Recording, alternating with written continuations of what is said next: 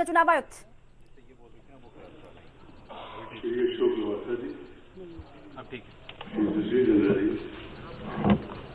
Senior DC in charge of administration and planning, Umesh Sinha ji, all my colleagues from the election commission, and all the colleagues from media. As you are aware, the 5-year term of the 16th Lok Sabha is due to expire on 3rd June 2019. Article 324 of the Constitution restores the relevant powers, duties, and also the functions of the election commission. While Section 14 of the Representation of People Act 51 provides for conduct of elections to constitute a new Lok Sabha before the expiry of its current term. Taking into account these constitutional and legal provisions, various judicial pronouncements on issues, the Election Commission of India has taken into account these constitutional and legal provisions, various judicial pronouncements on issues. The Election Commission of India has made,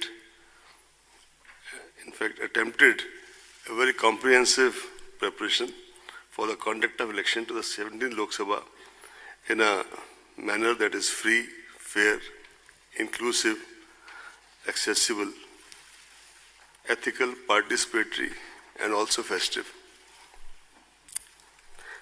When independent India held its first general and assembly elections during 51-2, not everybody was convinced of our capacity to successfully conduct the exercise.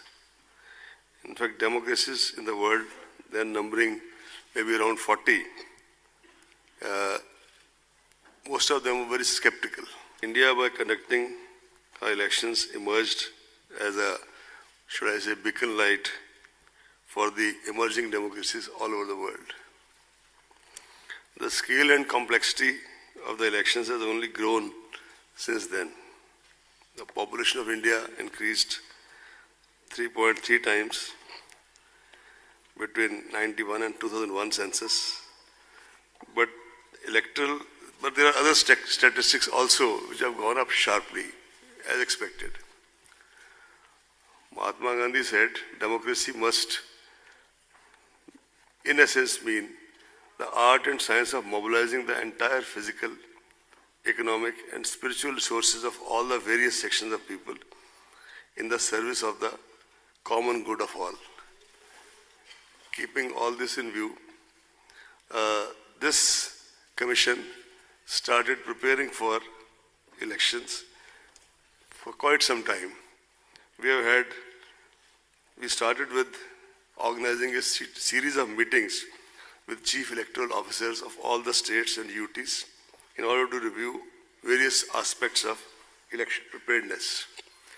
Video conferences with the chief secretaries, DGs, home secretaries, chief electoral officers, and police nodal officers from MHA and as well as from the states were held on 21st, 22nd, and 28th January to assess the overall law and order situation, state or UT specific areas of concern, and deliberate on the quantum of central armed police forces required.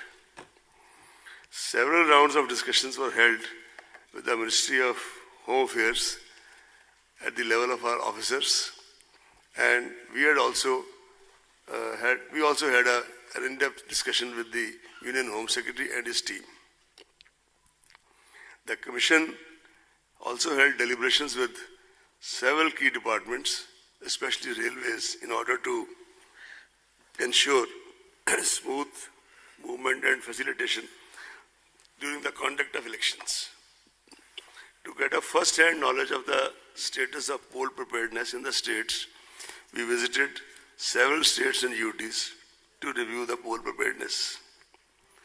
During these visits, there is a standard SOP which is followed by the Commission, and not just us, but before us also. This has been a tradition that first of all we start with interaction with the political parties.